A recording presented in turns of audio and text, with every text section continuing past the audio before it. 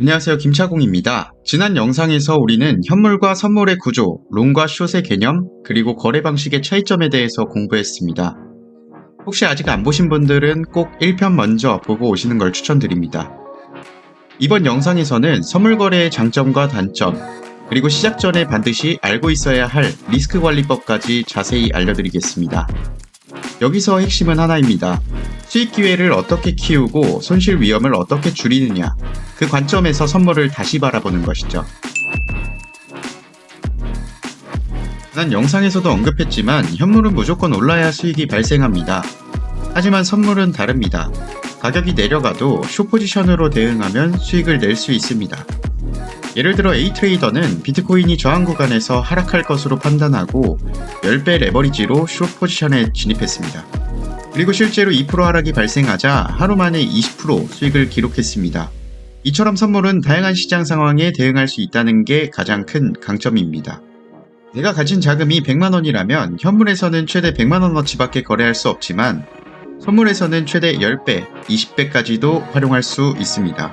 예를 들어 100만원으로 10배 레버리지를 사용하면 1000만원 규모의 포지션을 잡을 수 있고 가격이 5%만 움직여도 실제 수익률은 50%가 됩니다.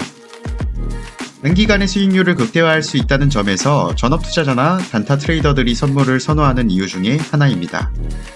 차트 분석에 익숙하거나 시장 흐름을 빠르게 읽을 수 있는 사람들에게 선물 거래는 정말 잘 맞습니다.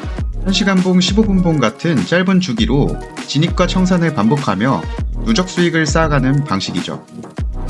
한 예로 B트레이더는 매일 오전 9시에서 11시 사이 인포와 외국 선물 흐름을 참고해 짧은 롱숏 포지션을 반복하며 한 달 누적 수익률 40%를 기록했습니다. 선물거래 플랫폼은 대부분 청산가격 계산기, 트레일링 스탑, 손절가 지정, 레버리지 조정 등 다양한 리스크 관리 기능을 지원합니다. 이걸 제대로 활용하기만 하면 수익은 키우고 손실은 제한할 수 있는 구조가 가능합니다. 많은 분들이 말합니다. 선물은 도박이다. 청산당하면 돈 다 날린다. 맞습니다. 리스크는 존재합니다. 하지만 대부분의 리스크는 관리 실패에서 시작됩니다. 처음부터 50배, 100배 레버리지를 쓰면 단 1, 2%만 틀려도 계좌가 순식간에 증발할 수 있습니다. 하지만 2배에서 5배 정도의 보수적인 레버리지를 사용하고 진입 전 스탑로스와 청산 가격을 계산해두면 절대 전 재산을 날릴 구조는 아닙니다. 수익이 나다가도 청산을 막으려 손절 타이밍을 놓치고 한번 손실이 나면 그걸 복구하려 무리하게 들어가는 경우 결국 시장이 아니라 내 감정이 진다는 겁니다. 레버리지를 쓸수록 거래 금액이 커지고 수수료도 많아집니다. 하지만 OKX 같은 대형 거래소는 수수료가 비교적 낮고 VIP 등급이나 마켓메이커 혜택으로 수수료를 줄이는 구조도 존재합니다. 이런 단점들을 정보 부족이나 습관적 실수로 넘기지 않고 시스템적으로 관리해 나가야 합니다. 이제 실제 선물 거래에서 리스크를 줄이는 방법을 알려드리겠습니다. 초보자는 2배에서 3배, 익숙해지면 5배에서 10배 사이만 사용하세요. 높은 수익률보다 청산 없이 오래 버티는 매매가 더 중요합니다. OKX에서는 포지션 진입 전에 청산가가 먼저 자동으로 계산됩니다. 이 가격을 기준으로 손절가를 꼭 설정하세요. 자동 청산이 발생하지 않도록 미리 손절 기준을 정해두는 것이 핵심입니다. 한 번에 100% 진입하지 말고 시황에 따라 2, 3회로 나눠 진입하고 청산도 한 번에 하지 말고 나눠 하는 방식이 안정적입니다. 이는 급격한 시세 변동에 대한 방어력을 높이고 평균 진입가도 조절할 수 있는 장점이 있습니다. 이번에 크게 먹자라는 접근보다는 한 번의 대박보다 여러 번의 안정적인 소박한 수익이 더 지속 가능한 전략입니다. 이기려 하지 말고 계좌를 지키는 쪽으로 사고방식을 전환해야 합니다.